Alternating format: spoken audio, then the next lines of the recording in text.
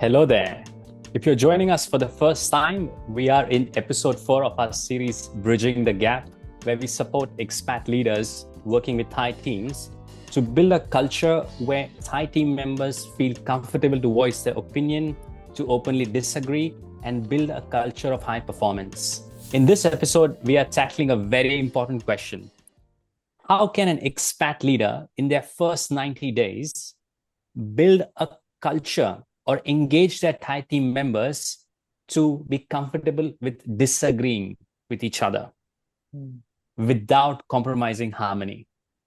This is a good point because we are talking about disagreement and we are talking about speed of change, the fast pace of change, okay, and then the Thai values on harmonies, okay. Maybe I can establish some context first, okay. The first thing Thai values is about harmonizing harmony, okay. We value a lot of relationship, saving face, okay, hierarchies, okay. It's lead us to when we work, we have a tendency to accommodate, okay, and avoid conflict, avoid disagreement. This is typical Thai, okay. In yesterday world, in the old days, speed of change is slow. We can harmonize, work well with foreigners in normal speed of change. But once the speed of change it accelerates, it's very fast. Okay. When speed of change fast, you need to communicate more, you need to disagree more, and you have to be able to be in challenge or be able to challenge the others. And this come to the Thai who may not aware, perceive that this is the negative situation. We value harmonizing and we think disagreement or conflict is bad, which is not true because Chris, you mentioned about healthy conflict, right? Yes. Maybe you can elaborate more on this point. So for particular for Thai, can have some understanding about the healthy conflict. Yeah. Correct. So what I have read and from what I've understood, that the way you define healthy conflict is when there is a conflict or disagreement of ideas and opinions and not of people or their personal issues. And after the conflict, there is no feeling, that residual feeling that you go back with, that you feel that some strong emotions, that doesn't qualify for a healthy conflict. So in a healthy conflict, there is only conflict or disagreements of ideas, opinions, and when the meeting ends, people go back to their regular relationship without having any cascading effect on any other actions that they take. I feel that harmonizing, like it's like the value of the country is that people know Thailand as a land of smile and the lands of friendliness. People like to come to Thailand because of that kind of feeling that we can give to foreigner. And it's run really deep. It's like a hardwired thing in our brain since young, at school, with teacher, with elderly, with everything, that we want harmony, and conflicting or having disagreement doesn't come easily to us. So I was reading David Brock's book, Quiet Leadership, and he's really talking about like neuroplasticities and leadership.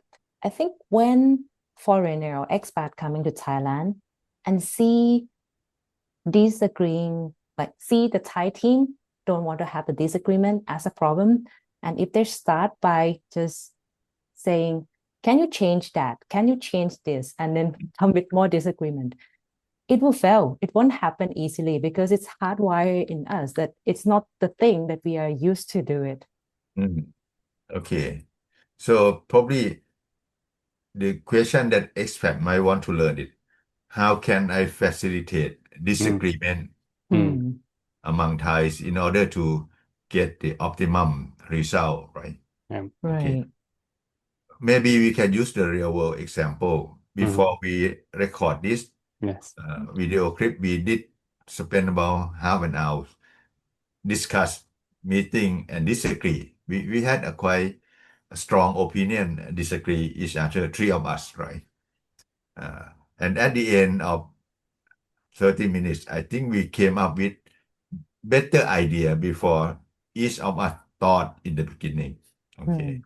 So usually disagreement bring the innovation initiative. Because if have A option, Chris have B option, I have C option. So in order to get the best out of us, we need to combine, integrate, incubate, and come up with D option. Otherwise, you will get not the best out of three. So in order to do that, we need to exchange ideas, challenge, ask, debate, share. There are some tips for expat to facilitate Thai to have more disagreement. I think the first thing is introduce the concept of disagreement, healthy conflict. Okay. That nothing bad about disagree. Okay. In fact, there is some potential positive thing come from disagreement. Okay. If you mature enough to exchange ideas. Okay. First, educate Thai people about disagreement is not a bad thing.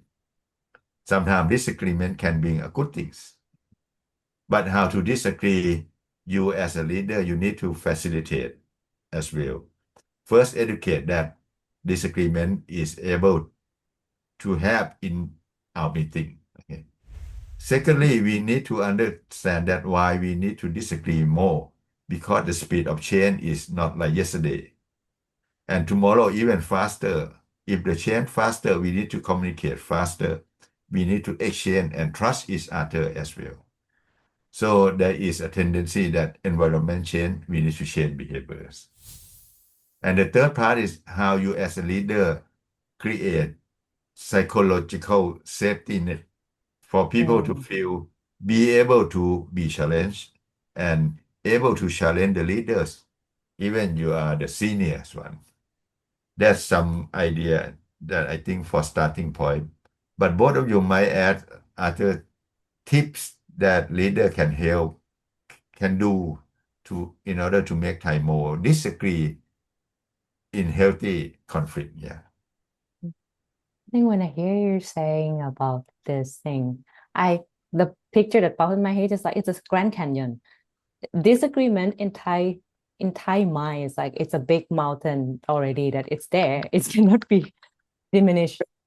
But as a leader, or the leader and expat leader, the thing that you can do is like you're trying to build a new part, facilitating what this disagreement is about, what a healthy conflict is about, trying to dig that little part and be a water to make the new pathway in the Thai brain. You just have something practical that they can really take and use immediately. Sure. Before I can share the practical tip, I really like the idea first of educating people to understand the value of conflicts and how it will benefit the entire team as one unit. And I love the fact what you meant, the neurological aspect, that the expat needs to understand why this could be a challenge. Because when they have this better foundation, okay, why this is such a challenge for Thai people, why can't they just disagree? Because for that Thai expat, it's a natural thing. This is what happens every day at home. So getting that empathy first would help the expat in indulging or encouraging in a positive way. Now, once these two foundations are there, I think in order to have healthy conflict, you need to have trust, which we already discussed last week, that trust is what they need to build, focus on that. Now, once they have that, here are 5 stages or 5 simple steps if you follow, in my opinion, and also from what we have been recommending and what we have read from other high-performing teams doing. Here are 5 steps to follow in order to encourage your Thai team members to indulge in healthy conflict or disagreement. First, send the agenda beforehand of the meeting. They should know that what we're going to be discussing so that Thais can come prepared with the ideas and thoughts. Number 2, start with a prop. We call this prop a hat, a devil's hat. So you can have a hat in between. So anyone who wants to share a different opinion or contrary opinion can wear that hat and share what they think, which is different. And I think the follow-up right after that hat comment, the follow-up comment must be something appreciating, some point that you appreciate of the contrary view, and then you share your view. That's 2.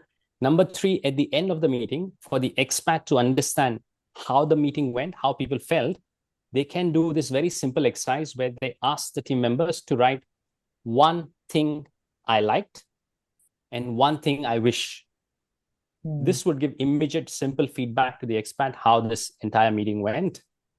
Number 4 is defer the decision for 24 hours after the meeting. That means allow the people who were not so outspoken or someone who's more introverted some time to process what has happened and give them that 24-hour gap so that they can come with their own opinion if they want to. So that means your decision should be held for 24 hours before you make the final decision. And finally, in order for people to start valuing the devil's hat ideas, is if you could introduce a weekly or a monthly reward for the best devil hats idea. Now people understand and start appreciating why giving contrary view is actually healthy for the team. So those are my 5 tips. Extend the agenda beforehand, include a devil's hat. After the hat, someone has shared an opinion. Please start with the positive view. I wish, I like, ending the meeting with that. Next, giving 24 hours to make a decision. 5, giving a reward for the best devil's hat idea. Those are the 5. Devil's hat. Good. I have one more thing to add. Please. If you are a leader and introduce Thai people to be more assertive, to be disagreement with you, what you need to do is in the beginning, you need to have a lot of positive reinforcements for the new behaviors, even small things. If you say, this is the question that I would like all of us to do, what do you think? And there's some people say that we may not disagree. You as a leader, you have to use that as a moment to compliment. This is the good idea that you can disagree. We want this behavior to have more in our meeting. Thank you for sharing that. Okay, you have this concern. Let's elaborate more. I want to learn more. By doing this, people observe, this is new behavior. This is something that the boss, want us to be able to have disagreement. Okay. Reinforcement by positive and maybe a little bit more, positive in the beginning in order to make people have psychological safety. Totally I would just want to follow up with that because Vanessa Drescott talks about this norm. When you appreciate something about a contribution from a team member, you're doing 2 things. You're telling them what you value, and you're also telling about them, and you're also telling them that this is the behavior we would like to see more often. Exactly what Coach Kriengsak said. Brilliant. Exactly. It's a way to build that new neuron pathway, the positive reinforcement. So here's a summary. There are 3 things you can start doing if you want to encourage your Thai team members to indulge in disagreement without disturbing harmony. First, educate them. As Coach Kriengsak said, they probably are not so comfortable or familiar with the idea of disagreeing and healthy conflict. Number 2, have the understanding and the empathy why Thais may not be comfortable with the idea of disagreement. What's probably running on their mind. This will help you. And number 3, you can try out the 5-stage activity that I suggested earlier. And you can do that. And also, if you could give a lot of positive reinforcement so that you can see that behavior being repeated. Yeah, that's it for this episode. If you have any questions, any comments, we would love to hear from you. So until then, thank you very much. Bye.